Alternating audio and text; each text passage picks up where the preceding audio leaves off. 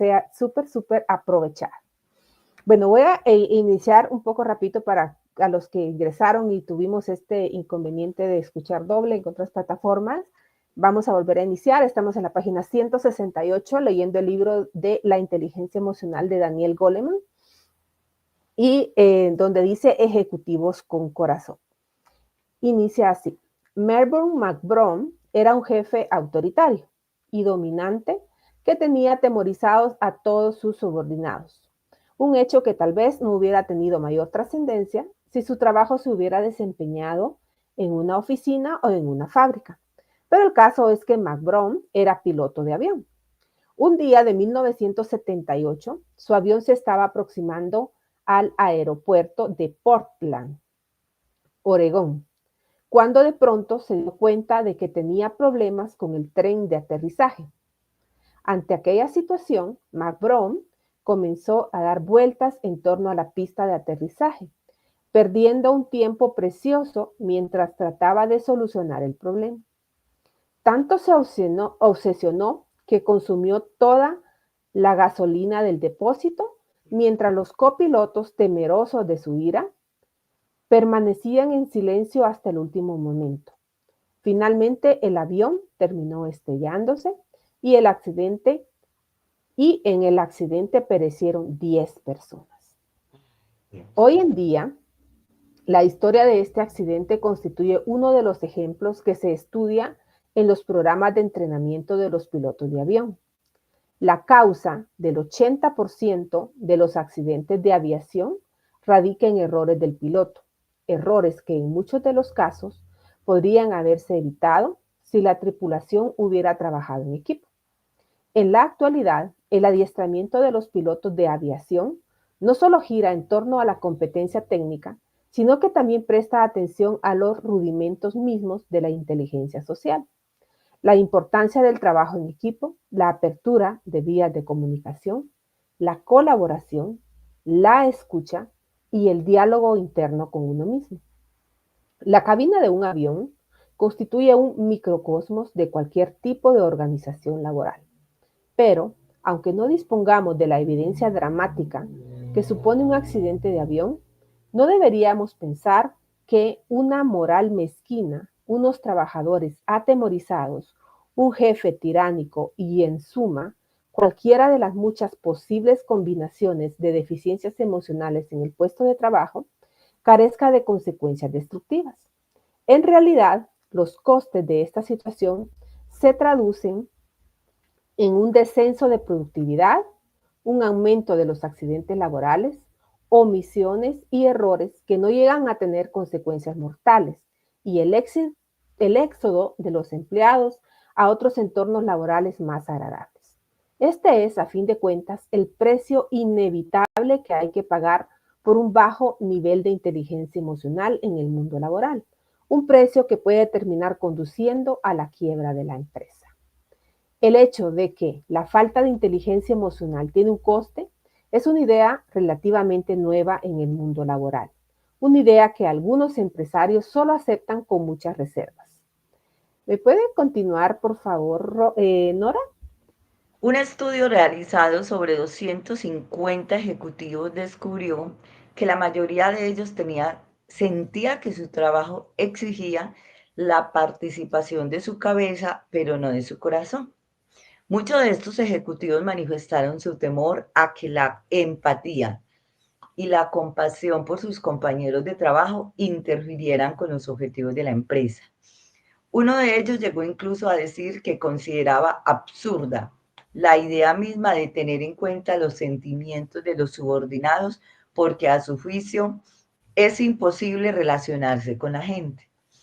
Otros se disculparon diciendo que si no permanecieran emocionalmente distantes, serían incapaces de asumir las duras decisiones propias del mundo empresarial, aunque lo cierto es que les gustaría poder tomar esas decisiones de una manera más humana. Ese estudio se realizó en los años 60, una época en la que el ambiente del mundo empresarial era muy distinto del actual. En mi opinión, estas actitudes hoy en día están pasadas de moda y se está abriendo paso una nueva realidad que sitúa a la inteligencia emocional en el lugar que le corresponde dentro del mundo empresarial.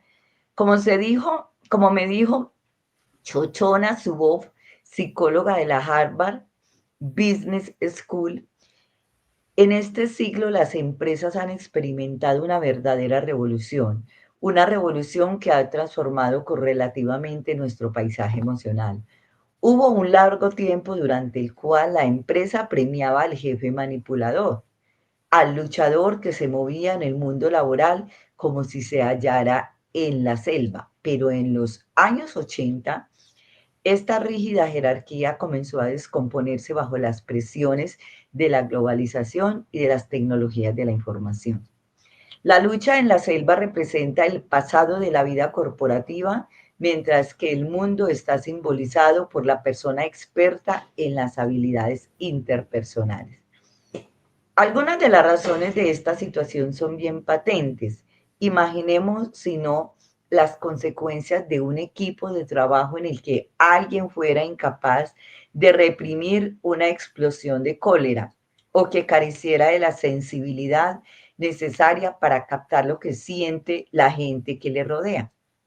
Todos los efectos nefastos de la alteración sobre los pensamientos que hemos mencionado en el capítulo 6 operan también en el mundo laboral. Cuando la gente se encuentra emocionalmente tensa, no puede recordar, atender, aprender ni tomar decisiones con claridad. Como dijo un empresario, el estrés estupidiza a la gente. ¡Wow! El estrés estupidiza a la gente. Imaginemos, por otra parte, los efectos beneficiosos del dominio de las habilidades emocionales fundamentales. Ser capaces de sintonizar con los sentimientos de las personas que nos rodean, poder manejar los desacuerdos antes de que se conviertan en abismos insalvables, tener la capacidad de entrar en el estado de flujo mientras trabajamos, etc. El liderazgo no tiene que ver con el control de los demás, sino con el arte de persuadirles para colaborarles en la construcción de un objetivo común. Y en lo que respecta a nuestro propio mundo interior, nada hay más esencial que poder reconocer nuestros sentimientos más profundos y saber lo que tenemos que hacer para estar más satisfechos con nuestro trabajo. Bien pueda, Rosy. Perfecto. Existen otras razones menos evidentes que reflejan los importantes cambios que están aconteciendo en el mundo empresarial y que contribuyen a situar las actitudes emocionales en un lugar preponderante. Permítanme ahora destacar tres facetas diferentes de la inteligencia emocional. La capacidad de expresar las quejas en forma de críticas positivas, la creación de un clima que valore la diversidad y no la convierta en una fuente de fricción, y el hecho de saber establecer redes eficaces. La crítica es nuestro primer quehacer. Él era un maduro ingeniero que dirigía un proyecto de desarrollo de software y que estaba presentando al vicepresidente de desarrollo de producto de la compañía el resultado de meses de trabajo logrado por su equipo. Con él se hallaba el hombre y la mujer, con los que había trabajado codo con codo durante tantas semanas, orgulloso de presentar al final el fruto de su labor. Pero cuando el ingeniero hubo terminado su presentación, el vicepresidente le espetó irónicamente: ¿cuánto tiempo hace que han terminado la carrera? Sus especificaciones son ridículas. Ni siquiera vale la pena echarles un vistazo. Después de eso, el ingeniero, completamente abatido, permaneció sentado en silencio el resto de la reunión. Sus dos acompañantes hicieron entonces un alegato, ciertamente algo hostil, sin orden ni concierto, en defensa de su proyecto. Finalmente, el vicepresidente recibió una llamada telefónica que puso fin bruscamente a la reunión, dejando un pozo de amargura e ira. Durante las 2 semanas siguientes, el ingeniero estuvo obsesionado por los comentarios del vicepresidente. Desalentado y deprimido, estaba convencido de que nunca más se le asignaría ningún proyecto de importancia y, aunque estaba contento con su trabajo, llegó a pensar incluso en abandonar la compañía. Bueno, tanta persona no sucede esto. Finalmente fui a visitar al vicepresidente y le hablo de la reunión, de sus críticas y de su desánimo. Fue entonces cuando le pregunto, estoy algo confundido con lo que usted trataba de hacer. No comprendo cuáles eran sus intenciones. ¿Le importaría decirme qué era lo que pretendía? El vicepresidente se quedó perplejo, pues no tenía la menor idea de que sus observaciones hubieran tenido un efecto tan devastador. De hecho, en modo alguno había desestimado el proyecto, sino que, por el contrario, opinaba que era prometedor, pero que todavía debía seguir perfeccionándose. Y lo que menos había pretendido era herir los sentimientos de nadie. Luego, tardíamente, pidió perdón por lo ocurrido. Este, en realidad, es un problema de feedback, un problema de dar la información exacta necesaria para que la otra persona siga por un determinado camino. El feedback, en su sentido original, en la teoría de sistemas, implica el intercambio de datos sobre cómo está funcionando una parte de un sistema, con la comprensión de que todas las partes están interrelacionadas, de modo que la transformación de una parte puede terminar afectando a la totalidad. Adelante, mi doctora. En una empresa, todo el mundo forma parte del sistema y el feedback es el alma de la organización. El intercambio de información que permite que la gente sepa si está haciendo bien su trabajo o si, por el contrario, debe mejorarlo, efectuar algunos cambios o reorientarlo por completo. Sin feedback, la gente permanece en la oscuridad y no tiene la menor idea de la forma en que debe relacionarse con su jefe o con sus compañeros, lo que se espera de ellos y qué problemas empeorarán a medida que pase el tiempo. En cierto sentido, la crítica es una de las funciones más importantes de un jefe, aunque es también una de las más temidas y soslayadas. Como ocurría en el sarcástico vicepresidente del ejemplo con el que comenzábamos esta sección, los jefes no suelen ser especialmente diestros en el arte crucial del feedback. Esta deficiencia tiene un coste realmente extraordinario porque, del mismo modo que la salud emocional de una pareja depende de la forma en que expresen sus quejas, la eficacia, la satisfacción y la productividad de la empresa dependen también de la forma en que se hable de los problemas que se presenten. En realidad, la forma en que se expresan y se reciben las críticas constituye un elemento determinante en la satisfacción del trabajador con su cometido, con sus compañeros y con sus superiores. La peor forma de motivar a alguien. Las vicisitudes emocionales que operan en el seno del matrimonio también lo hacen en el mundo laboral, donde asuman formas similares. En ambos casos, las críticas suelen expresarse en forma de quejas personales más que como quejas sobre las que se puede actuar, en forma de acusaciones personales cargadas de disgusto, sarcasmo y desprecio, y en consecuencia también dan lugar a reacciones de defensa, de declinación de la responsabilidad y finalmente al pasotismo o a la amarga resistencia pasiva que provoca el hecho de sentirse maltratado. De hecho, como nos dijo un ejecutivo, una de las formas más comunes de crítica destructiva consiste en una afirmación generalizada y universal, como por ejemplo, tú lo confundes todo, expresada en un tono duro, sarcástico y enojado, que no propone una forma mejor de hacer las cosas ni tampoco deja abierta la menor posibilidad de respuesta. Este tipo de afirmación, en suma, despierta los sentimientos de impotencia y de enojo.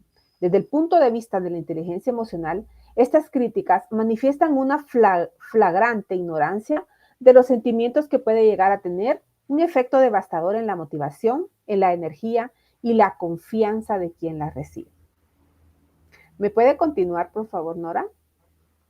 Esta dinámica destructiva quedó clara en una investigación en la que se pidió a una serie de ejecutivos que recordaran algún momento en el que una amonestación a sus subordinados hubiera terminado convirtiéndose en un ataque personal. El hecho es que estos ataques tienen efectos muy similares a los que ocurren en el seno del matrimonio, puesto que la mayor parte de las veces los empleados que lo recibieron reaccionaron poniéndose a la defensiva, disculpándose, eludiendo la responsabilidad o cerrándose completamente en banda, que no es sino una forma de tratar de evitar todo contacto con la persona que le está regañando.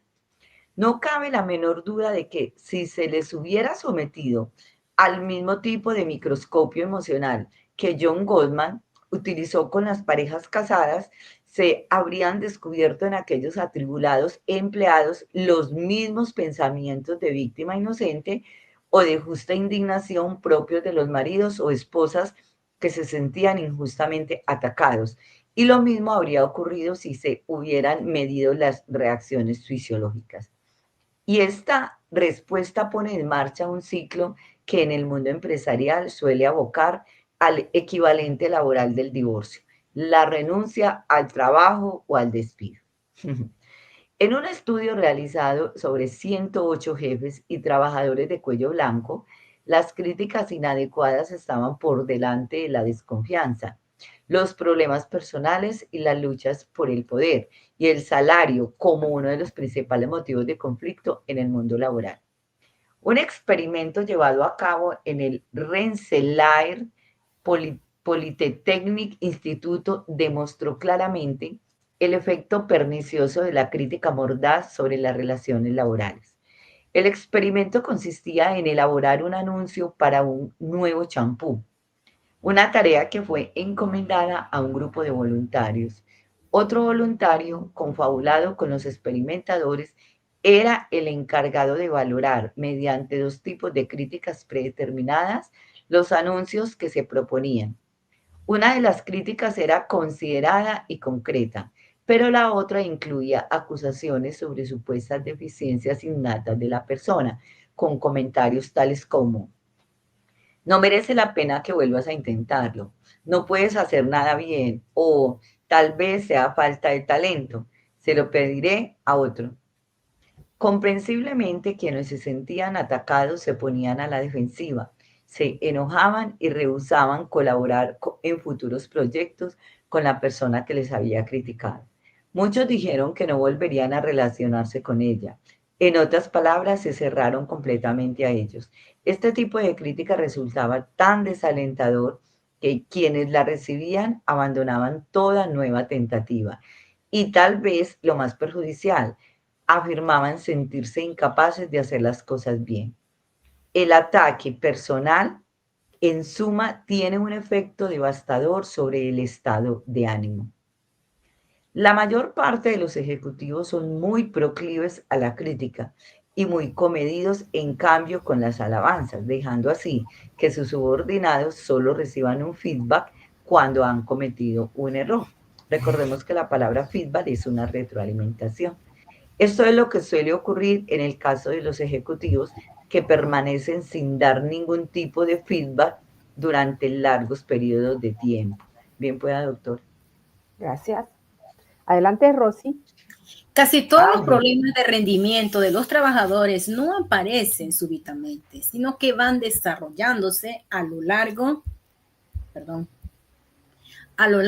del tiempo, señala J.R. Larson, un psicólogo de la Universidad de Illinois, Urbana, quien luego prosigue diciendo: si un jefe no expresa prontamente sus sentimientos, su frustración irá lentamente en aumento hasta que el día más inesperado estalle de golpe.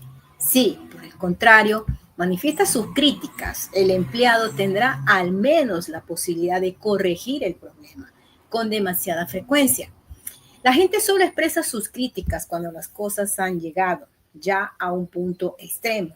En otras palabras, cuando están demasiado enfadados como para poder controlar lo que dicen y lo que ocurre, entonces es que las críticas se vierten del peor modo posible, como un tono de amargo sarcasmo, sacando a la luz la larga lista de agravios que han ido acumulando, agrediendo con ella a sus empleados. Pero este tipo de ataques no hace más que desencadenar una guerra, porque quien los recibe se siente agredido y termina enojándose. Esta es, en resumen, la peor forma de motivar a alguien. Estoy totalmente de acuerdo con esta última parte. La estrategia adecuada. Veamos ahora una posible alternativa a la situación que acabamos de describir. ¿Por qué la crítica adecuada puede ser una de las herramientas más poderosas con las que cuenta un jefe?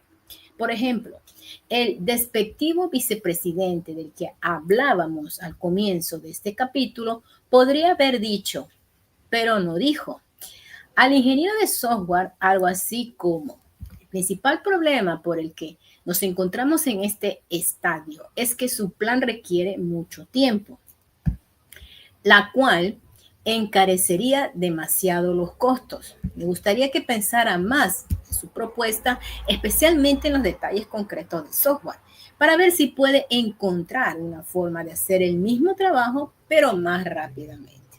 Este mensaje hubiera tenido un efecto completamente al de la crítica destructiva, puesto que, en lugar de generar impotencia, rabia y desaliento, habría alimentado la esperanza de hacerlo mejor y también habría sugerido el modo más adecuado de acometer esta actividad. Las críticas adecuadas no se ocupan tanto de atribuir los errores a un rasgo de carácter, como de centrarse en lo que la persona ha hecho y puede hacer. Como observa Larson, los ataques al carácter, llamarle a alguien estúpido o incompetente, por ejemplo, yerran por completo el objetivo. Así lo único que se consigue es poner inmediatamente a la otra persona a la defensiva, con lo cual deja de estar conceptivo a sus recomendaciones sobre la forma de mejorar la situación. Este consejo obviamente es también aplicable a la expresión de las quejas en el seno del matrimonio y en términos de motivación. Cuando las personas consideran que sus fracasos se deben a alguna carencia innata, pierden toda esperanza de transformar las cosas y dejan de intentar cambiarlas. Recordemos que la creencia básica que conduce al optimismo es que los contratiempos y los fracasos se deben a las circunstancias y que siempre podremos hacer algo para cambiar estas. Adelante, doctora, por favor. Harry Levinson, un antiguo psicoanalista que se ha pasado al campo empresarial, da los siguientes consejos sobre el arte de la crítica, que curiosamente también están inextricablemente ligados al arte del elogio. Sea concreto, concéntrese en algún incidente significativo, en algún acontecimiento que ilustre un problema clave que deba cambiar o en alguna pauta deficiente, como por ejemplo, la incapacidad de realizar adecuadamente determinados aspectos de un trabajo. Saber que uno está haciendo algo mal sin saber de qué se trata, concretamente resulta sumamente descorazonador. Limítase a lo concreto, señalando también lo que la persona hace bien, lo que no hace tan bien y cómo podría cambiarlo. No vaya con rodeos y evite las ambigüedades y las evasivas porque eso podría enmascarar el mensaje real. Esto evidentemente se asemeja mucho al consejo que suele darse a las parejas a la hora de expresar sus quejas. Diga exactamente cuál es el problema, lo que está equivocado, cómo le hace sentir y qué es lo que podría cambiarse. O sea, decir exactamente cuál es el problema, lo que está equivocado, cómo le hace sentir y qué es lo que podría cambiarse. La concreción, señala Levinson, es tan importante para los elogios como para las críticas. Con ello no quiero decir que los elogios difusos no tengan efecto sobre el estado de ánimo y que no se pueda aprender de ellos. Ofrezca soluciones. La crítica, como todo feedback útil, debería apuntar a una forma de resolver el problema. De otro modo, el receptor puede quedar frustrado, desmoralizado o desmotivado. La crítica puede abrir la puerta a posibilidades y alternativas que la persona ignoraba o simplemente sensibilizaría a ciertas deficiencias que requieren atención, pero en cualquier caso debe incluir sugerencias sobre la forma más adecuada de afrontar estos problemas. Permanezca presente. Las críticas, al igual que las alabanzas, son más eficaces cara a cara y en privado. Es muy probable que las personas a quienes no les agrada criticar ni alabar tiendan a hacerlo a distancia, pero de ese modo la comunicación resulta demasiado impersonal y escamotea al receptor la oportunidad de responder o de solicitar alguna aclaración. Permanezca sensible. Esta es una llamada a la empatía, a tratar de sintonizar con el impacto que tienen sus palabras y su forma de expresión sobre el receptor. Según Levinson, los ejecutivos poco empáticos tienden a dar feedbacks demasiado hirientes y humillantes, pero el efecto de este tipo de críticas resulta destructivo, porque en lugar de abrir un camino para mejorar las cosas, despierta la respuesta emocional del resentimiento, la amargura, las actitudes defensivas y el distanciamiento. Levinson también ofrece algunas recomendaciones emocionales para quienes se encuentran en el polo receptivo de la crítica. Una de ellas consiste en considerar a la crítica no como un ataque personal, sino como una información sumamente valiosa para mejorar las cosas. Otra consiste en darse cuenta de que uno responde de manera defensiva en lugar de asumir la responsabilidad. Adelante, profesora. Y si esto le resulta demasiado difícil, puede ser útil pedir un tiempo para tranquilizarse y asimilar el mensaje antes de proseguir finalmente. Proseguir. Finalmente, Levinson recomienda considerar las críticas como una oportunidad para trabajar junto a la persona que critica y resolver el problema en lugar de tomarlo como un enfrentamiento personal. Todos estos sabios consejos obviamente constituyen también sugerencias muy adecuadas para que las parejas casadas traten de expresar sus quejas sin dañar a la relación. No debemos olvidar que lo que resulta válido en el mundo del matrimonio también es aplicable al mundo laboral. Vámonos con otro título. Aceptar la diversidad. Silvia Sitter, ex capitán del ejército de unos 30 años de edad, era gerente de un restaurante Dennis, Columbia, Carolina del Sur. Una tranquila noche, un grupo de clientes negros, un ministro presbiteriano, un pastor y dos cantantes de gospel entraron y se sentaron dispuestos a cenar mientras las camareras les ignoraban.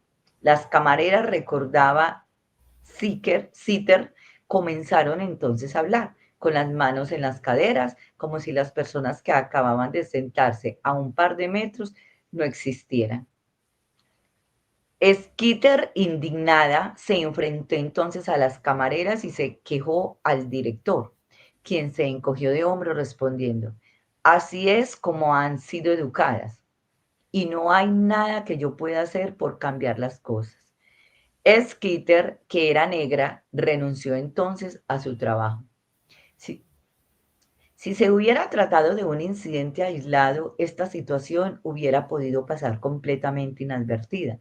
Pero el hecho es que Silvia Skitter fue una de las muchas personas que fueron llamadas a declarar como testigo en un juicio por prejuicios raciales seguido contra la cadena Dennis, cuyo veredicto final les obligó a pagar $54 millones en concepto de indemnización a los miles de clientes negros que habían sufrido este tipo de vejaciones.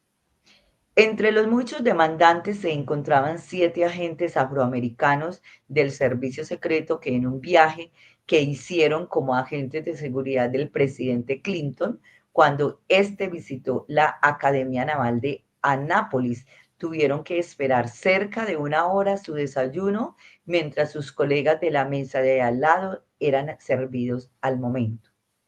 Otra de las demandas fue una mujer negra paralítica de Tampa, Florida, quien permaneció esperando en su silla de ruedas durante un par de horas a que le sirvieran el postre después de una cena de fin de curso. A lo largo del juicio seguido por esta manifiesta discriminación, quedó demostrado que el origen del problema radicaba en la creencia, especialmente al nivel de los gerentes del distrito y de las distintas secciones, de que los clientes negros eran malos para el negocio.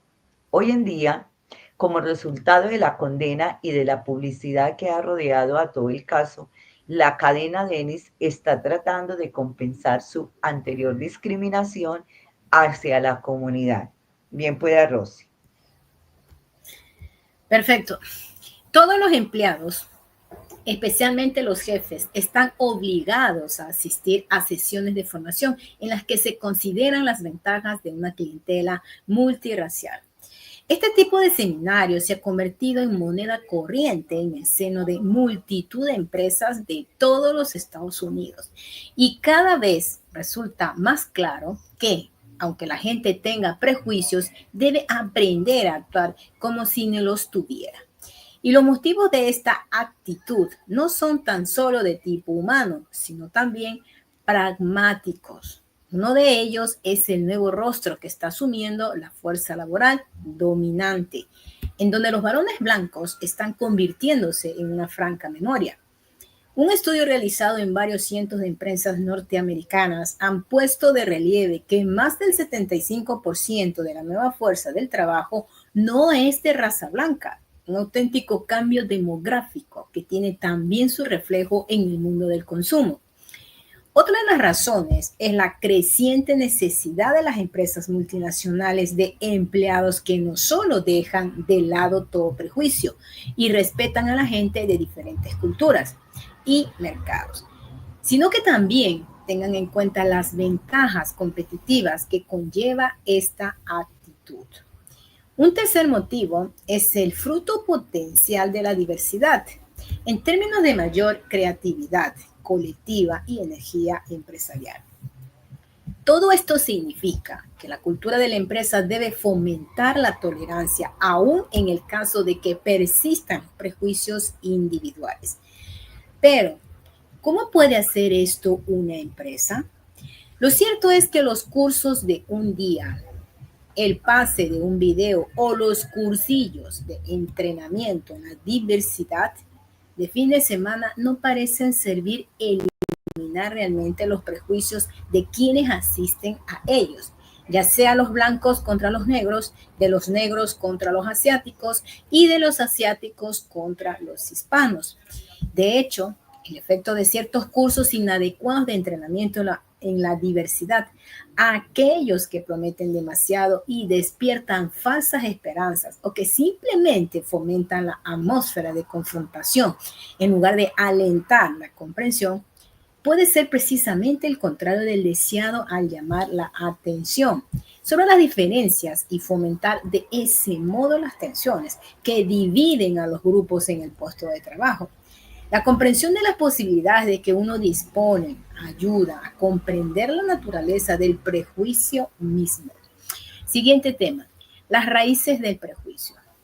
El doctor Bami Volkank es un psiquiatra de la Universidad de Virginia que todavía recuerda su infancia en el seno de una familia turca de la isla de Chipre, amargamente dividida entre dos comunidades, la griega y la turca.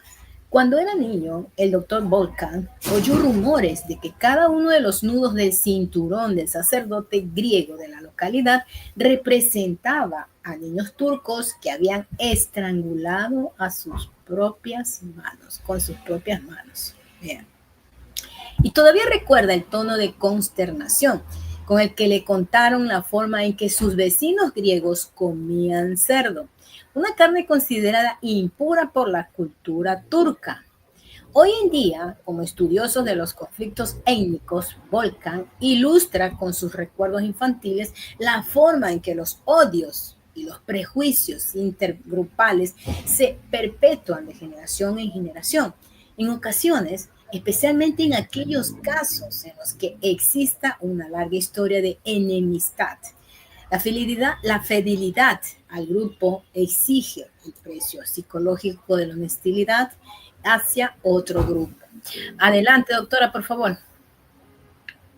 El aprendizaje del componente emocional de los prejuicios tiene lugar a una edad tan temprana que hasta quienes comprenden que se trata de un error tienen dificultades para erradicarlo por completo. Según afirma Thomas Pettigrew, un psicólogo social de la Universidad de California en Santa Cruz, que se ha dedicado durante varias décadas al estudio de los prejuicios, las emociones propias de los prejuicios se consolidan durante la infancia, mientras que las creencias que los justifican se aprenden muy posteriormente. Si usted quiere abandonar sus prejuicios, advertirá que le resulta mucho más fácil cambiar sus creencias intelectuales al respecto que transformar sus sentimientos más profundos. No son pocos los sureños que me han confesado que, aunque sus mentes ya no sigan alimentando el odio en contra de los negros, no por ello dejan de experimentar una cierta repugnancia cuando estrechan sus manos. Los sentimientos son un residuo del aprendizaje al que fueron sometidos siendo niños en el seno de sus familias. El poder de los estereotipos sobre los que se asientan los prejuicios procede de la misma dinámica mental que los convierte en una especie de profecía autocumplida. En este sentido, las personas recuerdan más fácilmente los ejemplos que confirman un estereotipo que aquellos otros que tienden a refutarlo. Por esto, cuando en una fiesta, por ejemplo, nos presentamos a un inglés abierto y cordial, un hecho que desmiente el estereotipo del británico frío y reservado, la gente suele decirse a sí misma que es una excepción o que ha estado bebiendo. La persistencia de los prejuicios sutiles que pueden explicar el hecho por el cual, aunque durante los últimos 40 años la actitud de los norteamericanos blancos hacia los negros haya sido cada vez más tolerante y las personas repudien cada vez más abiertamente las actitudes racistas, todavía siguen subsistiendo formas encubiertas y sutiles de prejuicio. Cuando a este tipo de personas se les pregunta por el motivo de su conducta, afirman no tener prejuicios, pero lo cierto es que, digan lo que digan, en situaciones ambiguas, siguen comportándose de un modo así. Este es el caso, por ejemplo, del jefe que cree no tener prejuicios, pero no se niega a contratar a un trabajador de color. No por motivos racistas, en su opinión, sino porque su educación y su experiencia no son idóneas para el trabajo, pero que no tiene los mismos remilgos a la hora de contratar a un blanco que posea la misma formación. O también puede asumir la forma de colaborar con un vendedor blanco y negarse a hacer lo mismo con un vendedor de origen negro o hispano. Adelante, profesora. Ninguna tolerancia hacia la intolerancia. Pues si bien los prejuicios largamente sostenidos no pueden ser desarraigados con facilidad, sí que es posible, no obstante, hacer algo distinto con ello. En el caso de Dennis, por ejemplo, hubiera tenido que amonestarse a las camareras o a los directores de sección que se dedicaban a discriminar a los negros. Pero en lugar de eso, algunos jefes parecen haberles alentado, al menos tácitamente, a ejercitar la discriminación, porque algunas de las políticas seguidas por la empresa, como exigir que los clientes negros pagaran por anticipado o negarse a enviar felicitaciones de cumpleaños a sus clientes negros, por ejemplo, eran abiertamente racistas. Como dijo John P. Relman, el abogado que presentó la demanda contra Dennis en nombre de los agentes negros del servicio secreto, el equipo directivo de Dennis no quiso darse cuenta de lo que el personal estaba haciendo. Debe haber habido algún mensaje que permitió a los directores de sección actuar siguiendo sus impulsos racistas. Pero todo lo que sabemos sobre las raíces de los prejuicios y sobre la forma de eliminarlos sugiere que es precisamente esa actitud, la de hacer oídos sordos, la que consiste la discriminación. En este contexto, no hacer nada significa dejar que el virus del prejuicio se propague sin ofrecer resistencia alguna.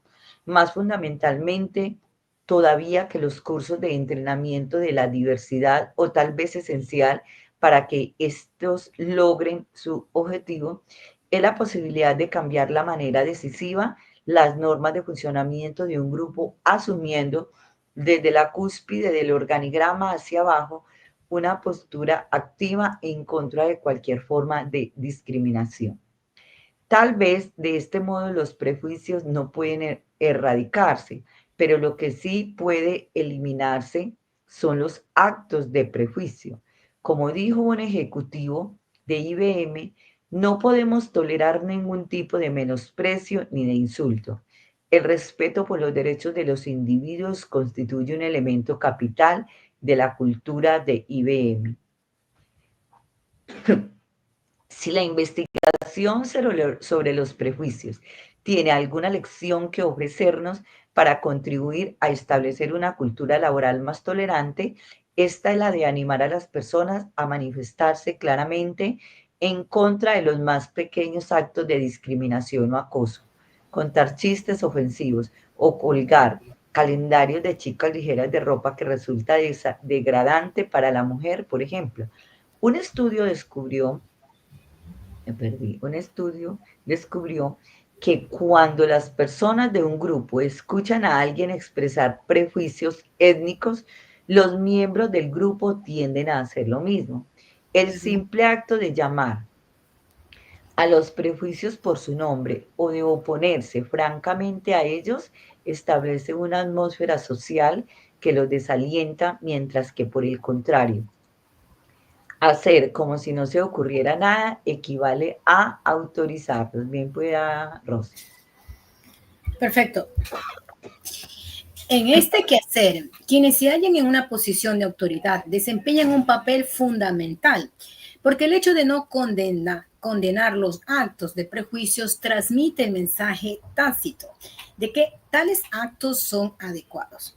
Por el contrario, responder esas acciones con una reprimenda transmite el poderoso mensaje de que los prejuicios no son algo intrascendente, sino que tienen consecuencias muy reales y, por cierto, muy negativas. Aquí también son beneficiosas las habilidades que proporcionan la inteligencia emocional, no solo en lo que se refiere a cuando hay que hablar claro, sino también en cuanto a saber cómo hacerlo. De hecho, este tipo de feedback debería transmitirse con toda la sutileza de una crítica eficaz que pudiera escucharse sin despertar las resistencias del receptor. Cuando los jefes y los compañeros hacen esto o aprenden a hacerlo de manera natural, los actos de prejuicio terminan desvaneciéndose. Los más eficaces cursos de entrenamiento en la diversidad imponen un nuevo contexto explícito de reglas que dejan los prejuicios fuera de lugar, alentando a los espectadores silenciosos a manifestar sus malestares y sus objeciones. Otro ingrediente activo de los cursos de entrenamiento en la diversidad consiste en asumir el punto de vista del otro, una postura que fomenta la empatía y la tolerancia, porque es más probable que uno se manifieste claramente en contra de algo cuando ha podido experimentarlo directamente en carne propia. En resumen, pues, es más práctico tratar de eliminar la expresión de los prejuicios que intentar cambiar esa actitud, puesto que los estereotipos cambian muy lentamente, si es que lo hacen. ¿Cómo lo demuestran aquellos casos en los que se ha tratado de eliminar la discriminación escolar y que terminaron generando más hostilidad intergrupal? El simple hecho de reunir a la gente procedente de diferentes grupos contribuye poco o nada a menoscabar la intolerancia. La multitud de programas de entrenamiento en la diversidad que se han generalizado en el ámbito empresarial ha puesto de relieve que un objetivo realista consiste en cambiar las normas del funcionamiento de un grupo en el que operan los prejuicios. Este tipo de programa sirve para promover en la conciencia colectiva la idea de que la intolerancia o el acoso no son aceptables y no serán tolerados, pero de eso a tener la esperanza poco realista de que esta clase de programas erradicará los prejuicios, media un abismo. Además, dado que los prejuicios constituyen una variedad del aprendizaje emocional, el reaprendizaje es posible, aunque necesite tiempo y no pueda ser el resultado de un simple cursillo de entrenamiento en la diversidad. Lo que sí puede servir, en cambio, es la cooperación sostenida día tras día y el esfuerzo cotidiano hacia un objetivo común entre personas procedentes de sustratos diferentes. Lo que nos enseñan las escuelas que promueven la integración racial es que cuando el grupo fracasa en este intento, se forman pandillas hostiles y se intensifican los estereotipos negativos. Adelante, profesora, por favor. Doctora, por favor. Gracias, Rosy. Rosy, fíjese que se escucha bastante ruido. Yo creo que es ahí con usted. Si puede silenciar su micrófono en lo que leo, porfa. Gracias. No, es la ventana, ahora cierro la ventana. Okay. Dice, pero cuando los estudiantes trabajan en equipo como iguales en la búsqueda de un objetivo común, como ocurre en los equipos deportivos o en las bandas de música, y como también sucede naturalmente en el mundo laboral, cuando las personas trabajan codo con codo a lo largo de los años, los estereotipos terminan rompiéndose. No luchar en contra de los prejuicios en el puesto de trabajo supone además perder la ocasión de aprovechar las oportunidades creativas y empresariales que ofrece una fuerza de trabajo diversificada. Como veremos en la próxima sección, cuando un equipo de trabajo en el que participan recursos y perspectivas diferentes funciona armónicamente, es más probable que alcance soluciones más creativas y más eficaces que cuando esas mismas personas trabajan aisladamente. Vamos a pasar ahora a leer la sabiduría de las organizaciones y el coeficiente intelectual colectivo. Bueno, estamos en la página 180. Muy bien, la sabiduría de las organizaciones y el CI colectivo. A finales de este siglo, 1/3 de la población laboral activa de los Estados Unidos serán trabajadores del conocimiento, es decir, personas cuya productividad estará orientada hacia el aumento del valor de la información, ya sea como analistas de mercado, escritores o programadores de ordenador. Peter Drucker, el eminente experto del mundo empresarial que acuñó el término trabajadores del conocimiento, señala que la experiencia de estos trabajadores es altamente especializada. Y dado que los escritores no son editores ni los programadores de ordenadores son distribuidores de software, su productividad depende de la adecuada coordinación de los esfuerzos individuales en el seno de un equipo. Hasta ahora la gente siempre ha trabajado en cadena, pero según Drucker, en el caso de los trabajadores del conocimiento, la unidad de trabajo no será el individuo, sino el equipo. Por ese mismo motivo es por lo que la inteligencia emocional, las habilidades que fomentan la armonía entre las personas, será un bien cada vez más preciado en el mundo laboral. La forma más rudimentaria de equipo de trabajo organizativo es la reunión, ya sea en una sala de juntas, en una sala de conferencias o en una oficina. Un elemento insoslayable del trabajo de cualquier grupo de ejecutivos.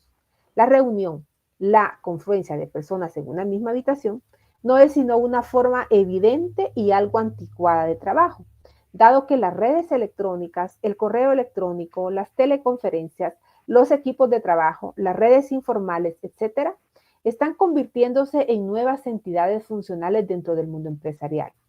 Bien podríamos decir que si el organigrama jerárquico constituye el esqueleto de una organización, estos componentes humanos constituyen un sistema nervioso central.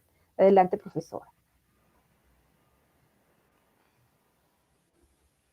Donde quiera que la gente se reúna a colaborar, ya sea en una reunión de planificación organizativa o en un equipo de trabajo que aspira a la creación de un producto común, existe una sensación muy real de una especie de cociente intelectual grupal que constituye la suma total de los talentos y habilidades de todos los implicados. Es este cociente intelectual el que determina lo bien que cumplen con su cometido. Pero el factor más importante de la inteligencia colectiva no es tanto el promedio de los cocientes intelectuales académicos, sino, perdón, me perdí, académicos, de sus componentes individuales como su inteligencia emocional. En realidad, la verdadera clave del elevado cociente intelectual de un grupo es su armonía social. Es precisamente la capacidad de armonizar la que determina el que, manteniendo constante todas las demás variables, un determinado grupo sea especialmente diestro, productivo y eficaz, mientras que otro, compuesto por individuos cuyos talentos sean equiparables, obtengan resultados más pobres. La idea de que existe una inteligencia grupal procede de Robert Steinberg, un psicólogo de Yale, y de Wendy Williams, una estudiante graduada, que llevaron a cabo una investigación para tratar de comprender los elementos que constituyen a la eficacia de un determinado grupo. Después de todo, cuando las personas se reúnen para trabajar en equipo, cada una de ellas aporta determinados talentos, como por ejemplo la fluidez verbal, la creatividad, la empatía o la experiencia técnica. Y si bien un grupo no puede ser más inteligente que la suma total de los talentos de los individuos que lo componen, sí que puede en cambio ser mucho más estúpido en el caso de que su dinámica interna no potencie los talentos de los implicados. Este axioma resultó evidente cuando Steinberg y Williams reclutaron a diversas personas para formar grupos que debían enfrentarse al reto creativo de diseñar una campaña publicitaria eficaz para un edulcorante ficticio que se presentaba como un prometedor sustituto del azúcar. Uno de los hallazgos más sorprendentes de aquella investigación fue que las personas que estaban demasiado ansiosas por formar parte del grupo terminaron convirtiéndose en un lastre que enlentecía su rendimiento global porque eran demasiado controladores y dominantes. Estas personas parecían carecer de uno de los componentes fundamentales de la inteligencia social, la capacidad de reconocer lo que es apropiado y lo que no lo es en la toma y daca de la relación social. Otro factor claramente negativo fueron los pesos muertos, los individuos que no participaban. El factor individual más importante para maximizar la excelencia del funcionamiento de un grupo fue su capacidad de crear un estado de armonía que les permitiera sacar el máximo rendimiento del talento de cada uno de sus miembros. En este sentido, el rendimiento global de los grupos armoniosos era mayor cuando alguno de sus integrantes era especialmente diestro, algo que en los otros grupos en los que existía mayor fricción interindividual parecía resultar más difícil de capitalizar. El ruido emocional y social, el ruido provocado por el miedo, la ira, la rivalidad o el resentimiento, disminuye el rendimiento del grupo, mientras que la armonía, en cambio, permite que un grupo saque el máximo provecho posible de las aptitudes de sus miembros más talentosos y creativos. Bien pueda, Rosy. Perfecto. La moraleja de este cuento es muy clara en lo que respecta al trabajo en equipo, pero también tiene implicaciones más generales para cualquiera que trabaje en el seno de una organización. Muchas de las cosas que la gente hace en su trabajo depende de su capacidad para organizar una red difusa de compañeros y diferentes tareas. Pueden exigir la participación de diferentes componentes de esa red. Y esto, a su vez, permite la creación de grupos ad hoc, grupos compuestos especialmente para sacar el máximo rendimiento posible de los talentos, la experiencia y la situación de sus integrantes. En este sentido, la forma en que la gente puede trabajar una red, es decir, convertirla en un equipo provisional ad hoc, constituye un factor crucial en el éxito en el mundo laboral. Veamos, por ejemplo, un estudio sobre trabajadores estrella realizado en los mundialmente famosos laboratorios Bell de Princeton, un lugar que concentra una densidad de talentos difícil de igualar. Ahí trabajan ingenieros y científicos cuyo coeficiente intelectual académico es extraordinariamente elevado. Pero dentro de este pozo de talentos, algunos son verdaderas estrellas, mientras que otros solo alcanzan resultados más bien mediocres. Pues bien, la investigación demostró que la diferencia entre unos y otros no radica tanto en su coeficiente intelectual académico como en su coeficiente intelectual emocional, y que los trabajadores estrella eran personas más capaces de motivarse a sí mismas y más dispuestas a organizar sus redes informales en equipo del ad hoc. Los trabajadores estrella estudiados trabajaban en una división de la empresa que se dedicaba a crear y diseñar los dispositivos electrónicos que controlan los sistemas telefónicos, un instrumento muy complicado de la ingeniería electrónica. La elevada complejidad de la tarea superaba tanto a la capacidad de cualquier individuo aislado, que debía realizarse en equipos de 5 a 150 ingenieros, puesto que ningún ingeniero aislado sabía lo suficientemente como para realizar a solas su trabajo y necesitaba la colaboración y la experiencia de otras personas. Para descubrir la diferencia existen entre los muy productivos y aquellos otros que eran mediocres.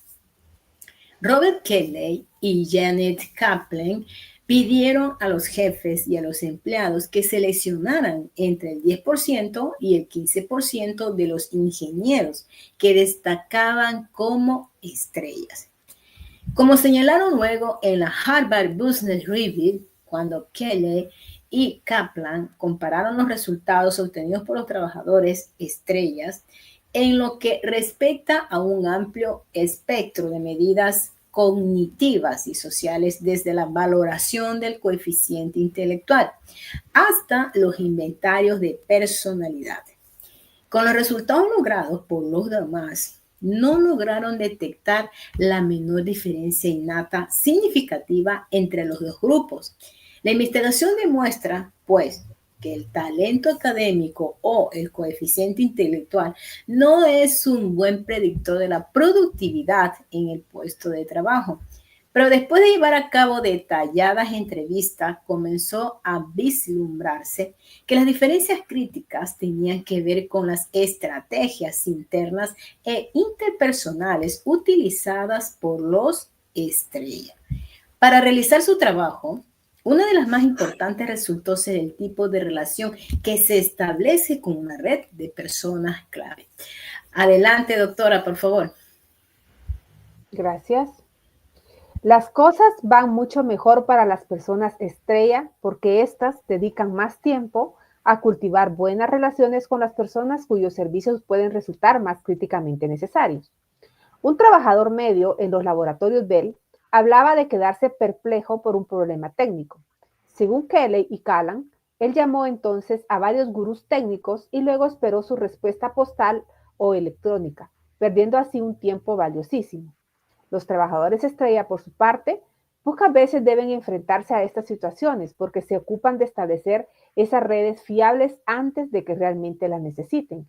Y cuando piden consejo a alguien, casi siempre obtienen una respuesta más rápida. Las redes informales son especialmente interesantes para resolver problemas imprevistos. La organización formal se establece para solucionar problemas fácilmente anticipables. Afirma un estudio de este tipo de redes, pero cuando aparecen los problemas inesperados, la organización informal suele volverse inoperante. La red, compleja de vínculos sociales informales, se formaliza a lo largo del tiempo en redes sorprendentemente estables, altamente adaptativas. Las redes informales se mueven diagonal y elípticamente, saltándose pasos enteros del organigrama para conseguir que las cosas funcionen debidamente. El análisis de las redes informales muestra que, del mismo modo que quienes trabajan codo a codo, no necesariamente se confían información especialmente sensible, como por ejemplo el deseo de cambiar de trabajo o el resentimiento sobre el comportamiento de los jefes o de otros compañeros. Menos lo harán todavía en caso de situaciones críticas. En realidad, un examen más preciso muestra que al menos existen 3 variedades de redes informales. Las redes de comunicación, quién habla con quién. Las redes de experiencia, basadas en las personas a quienes se pide consejo. Y las redes de confianza. Los nudos principales de las redes de experiencia suelen ser las personas que tienen una reputación de excelencia técnica que a menudo les conduce al ascenso en el escalafón laboral. Pero no hay mucha relación entre ser un experto y ser considerado como alguien a quien confiar los secretos, las dudas y las debilidades. Un jefe mezquino o tiránico puede ser alguien sumamente experto, pero la confianza que despertará en sus subordinados será tan baja que saboteará su capacidad directiva y quedará excluido de las redes informales. Los trabajadores estrella de una organización suelen ser aquellos que han establecido sólidas conexiones en todas las redes, sean de comunicación, de experiencia o de confianza. Adelante, profesora. Bonito. Además del dominio de estas redes convencionales, existen también formas de sabiduría organizativa. Por ejemplo, los trabajadores estrella de los laboratorios Bell han conseguido coordinar eficazmente sus esfuerzos en el trabajo en equipo. Son los mejores en lograr el consenso. Son capaces de ver las cosas desde la perspectiva de los demás, como los clientes u otros compañeros de trabajo. Y son persuasivos y promueven la cooperación al tiempo que evitan los conflictos. Mientras todo esto descansa en las habilidades sociales, los trabajadores estrella también desplegaron otro tipo de maestría: tomar iniciativas, tener la suficiente motivación como para asumir las responsabilidades derivadas de su trabajo y más allá de él, y disponer del autocontrol necesario como para organizar adecuadamente su tiempo y su trabajo. Todas estas habilidades obviamente forman parte de la inteligencia emocional.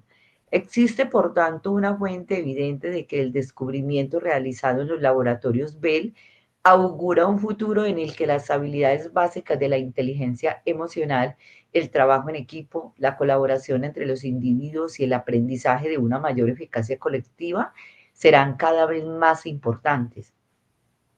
En la medida en que los servicios basados en el conocimiento y el capital intelectual vayan convirtiéndose en un factor más decisivo en las organizaciones, la forma en que la gente colabora entre sí irá convirtiéndose también en una auténtica ventaja intelectual. Así pues, el crecimiento y hasta la misma supervivencia de la organización depende en definitiva del aumento de la inteligencia emocional colectiva. Así, doctora, quedamos por terminado hoy nuestra tarea de la lectura del día.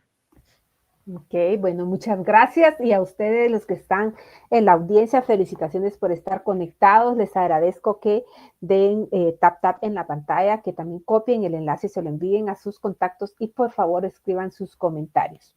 Vamos a brevemente a hablar un poquito de lo que leímos porque tenemos muy poco tiempo, pero bueno, algo aquí que me gustó mucho es que las emociones, ¿verdad? No se quedan en casa cuando entramos al trabajo, ¿verdad? Se vienen con nosotros, nos acompañan en cada decisión, en cada conversación, en cada conflicto o en cada logro. Y esto en el mundo laboral tiene un peso enorme. Y digamos, vimos en el libro, uno de los aspectos es el coste de la falta de inteligencia emocional. En el caso del piloto de Melbourne McBrone, ¿verdad? El piloto lo demuestra realmente duro porque era un líder autoritario en una tripulación atemorizada y un accidente que costó vidas humanas. Entonces, en las organizaciones, la falta de inteligencia emocional se traduce en errores, en baja productividad, en conflictos y pérdida de talento. Es una receta segura al fracaso. Entonces, ¿cuántos de ustedes han vivido o visto un ambiente tóxico en el trabajo? Te escribe en los comentarios, yo lo he vivido si ustedes lo han vivido. Y cómo eso afectó en su desempeño o al equipo, ¿verdad? Entonces, o sea, si usted trabaja, pues usted a diario vive estas situaciones, ¿verdad? Si usted está en un ambiente laboral, en un empleo, y si le toca manejar equipos, pues ponga mucha atención en las cosas que tiene que mejorar o las cosas que tenemos que mejorar, porque son vitales para la buena productividad de su empresa o de su negocio. Entonces, el poder que tiene una crítica bien hecha, ¿verdad? Criticar no es atacar, ¿verdad? Una crítica destructiva desmoraliza, bloquea y destruye relaciones. Pero una crítica adecuada, concreta, respetuosa y enfocada en la mejora puede ser una de las herramientas más poderosas para crecer. Dar y recibir feedback es un arte y cada vez más es una necesidad. Entonces, piensen en una crítica que los impulsó a mejorar. ¿Qué lo hizo diferente? Compártanlo en los comentarios. Vimos también la diversidad, ¿verdad? Y la inclusión, ¿verdad? Las empresas que no aceptan la diversidad no solo son injustas, están destinadas al estancamiento. Los prejuicios, aunque difíciles de erradicar, pueden y deben ser desactivados en su total expresión. La tolerancia cero ante cualquier forma de discriminación. La diversidad bien gestionada no divide, suma, enriquece y potencia la creatividad. Entonces, ¿han sentido alguna vez que su identidad fue un obstáculo? ¿O en un equipo, por ejemplo? ¿Y qué les causó? ¿Qué sintieron? Entonces, hay muchos cambios que hacer, ¿verdad? Entonces, lo que marca la diferencia hoy no es solo lo que sabes, sino cómo lo aplicas en tu equipo, cómo inspiras y cómo lo gestionas, cómo conectas con otros y cómo construyes con otros. Les dejo el espacio adelante a mi querida Rosy para que nos dé su pequeño comentario de lo que leímos. Bien, mi estimada doctora, usted prácticamente habló parte de este capítulo y yo voy a dar un ejemplo que me pasó a mí y seguramente nuestros espectadores se pueden identificar, o cualquiera de ustedes. Cuando yo inicié mi primer trabajo en una ferretería, una vez estaba trabajando de lo más normal, cuando llega mi jefe y me coge de aquí, pero así, directamente. Me dice, Rosy, ¿qué has hecho? Y yo, ¿qué cosa? Me dio una orden de enviar un cheque, pero no me dijo, ¿sabes qué? Eso, como se dice allá en nuestros países, cuando tú das algo por debajo de la mesa para que te atiendan a ti primero, ¿no? Pero yo no sabía que era para eso. Pensaba que era un negocio porque era justo la empresa la que se compraba un material. Y yo desde ahí me quedé traumada, no quería ni entrar a ese trabajo. Otra cosa que me pasó actualmente con mi negocio, me di cuenta que la persona que me hizo mi código sentía envidia de mí. Y a veces era yo la que tenía que exponer los productos y me decía, no, Rosy, lo hago yo. Cuando yo ya lo había hecho anteriormente. O si no, en otros casos me dejaba sola al inicio cuando yo no sabía nada. Me dice, Rosy, no, ya hágalo usted, que usted ya sabe. Y no era verdad. Yo no estaba capacitada para hacer como se dice en ese momento, un plan. Y cuando llegó la cliente, prácticamente la perdí porque no estaba preparada. Entonces me di cuenta que era una parte egoísta de parte de él, ¿no? Que no me supo capacitar para yo poder tener mis primeros negocios, mi primer cliente. Y cuando ya estuve capacitada, me hacía a un lado. Entonces eso me hizo sentir mal. Me frustré, ¿no? Como en este caso, cuando hablan de los ingenieros, los que son estrellas, los que no lo son, o los que son súper inteligentes y los que no lo son, en realidad en estos dos grupos, los que no lo son, se sienten mal. A ver que están los otros ingenieros que seguramente ganarán 3, 4, 5 veces más que ellos. Pero hay veces que estos ingenieros que no le dicen que son estrellas, tienen unas ideas espectaculares mejor que los que son estrellas. Así que sigan adelante. Bueno, este era mi ejemplo, doctora, con respecto al tema del día de hoy, que fue muy interesante. Gracias. Adelante, profesora. La queremos escuchar.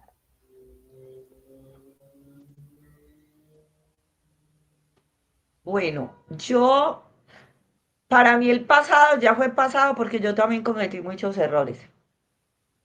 en el desconocimiento, pero sí me parece muy bonito lo que acabamos de ver y que todos, tanto nosotras como el público presente en las diferentes redes, nos quedemos. Definitivamente el cociente intelectual no es el más válido. Lo más importante es la inteligencia emocional. Y si nos damos cuenta, después del COVID, las habilidades blandas han tenido mucho poder, ¿cierto? Al finalizar este texto nos hablaba de algo que me gustó a mí mucho, las habilidades básicas de la inteligencia emocional, como el trabajo en equipo, la colaboración entre los individuos, el aprendizaje de una mayor eficacia colectiva, serán cada vez más importantes. Serán cada vez más importantes. En la medida en que los servicios basados en el conocimiento y el capital intelectual vayan convirtiéndose en ese factor más decisivo en las organizaciones, la forma en que la gente colabore entre sí irá convirtiéndose también en una auténtica ventaja intelectual. Así pues, el crecimiento y hasta la misma supervivencia de la organización depende en definitiva del aumento de la inteligencia emocional colectiva. Mire qué bonito.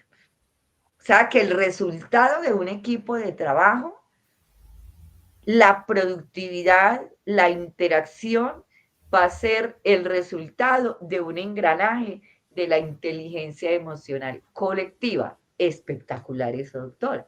Y el sistema educativo lo enseña eso. Entonces, acá también nosotros tenemos tarea con esto. Uno realmente ahora que está estudiando esto, sobre todo en los temas de esta semana, uno se imagina un poco de escenarios. ¿A dónde podemos multiplicar esto? Los colegios, los padres de familia, la familia con nosotros mismos. Que la familia nos vea a nosotros calmados, calmados. ¿Por qué? Porque yo soy la primera que tengo que introyectar esa inteligencia emocional. Me encanta cuando en todos los temas nos dan de tips para mejorar en este tema, quedarnos en silencio.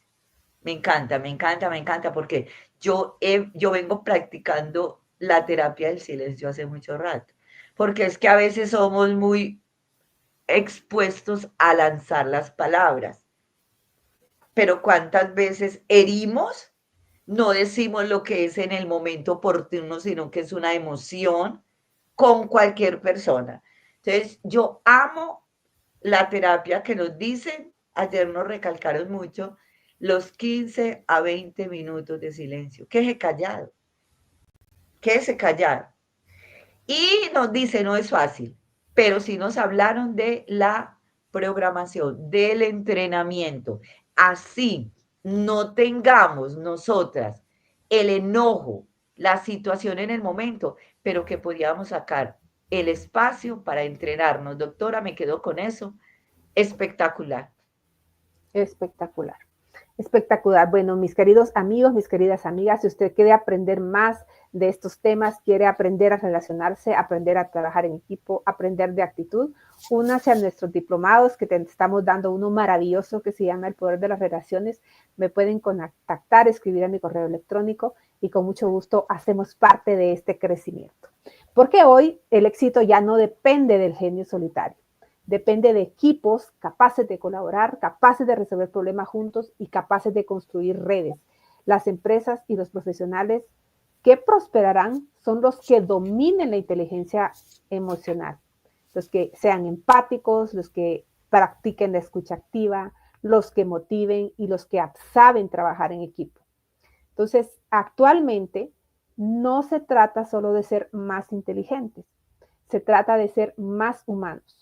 Porque en un mundo cada vez interconectado, la ventaja real no la tendrán los más brillantes, sino los que saben inspirar, los que saben conectar y los que saben construir juntos. Un abrazo para todos, que tengan un excelente día. Nos pasamos 8 minutitos, pero bueno, es parte de este crecimiento, estamos aprendiendo mucho y nos vemos mañana a la misma hora. más o menos iniciamos 6:45 Colombia, 5:45 Guatemala. Y en Italia y España, ¿qué hora es, Rosy? 1:45. 3 de la tarde son acá ya. Sí, pero para empezar el club. Son 13:45. 13:45 Italia y España. Entonces, un abrazo para todos, que tengan un excelente día y a poner en práctica todo el conocimiento. Si quiere volver a repasar y volver a ver este club de lectura, vaya por favor a YouTube, me busca como Astrid Carvajal y ahí le va a aparecer mi YouTube y ahí puede usted ingresar y volver a verlo porque está maravilloso. Cuídense mucho, un abrazo, gracias Rosy, gracias Nora por hacer posible esto. Les doy un espacito para que se puedan despedir. Bueno, pues a toda nuestra comunidad que nos ve en las diferentes redes como Facebook, YouTube, TikTok, por favor sigan a la doctora. Cuando vayan a YouTube, dejen su comentario, síganla, ¿ok? Y condividan este club de lectura, que este tema es súper que mega fantástico. De parte mía desde Europa, buenas tardes y buenos días Sudamérica. Gracias. Bueno, de mi parte, felicitaciones. La invitación es a practicar y aplicar este contenido. Y lo otro, pidan información de muchos otros proyectos que tenemos desde el Centro de Transformación Personal y Empresarial. Buen resto de tarde, buen resto de día, que Dios los bendiga y chao, chao. Chao, chao. Buenas tardes.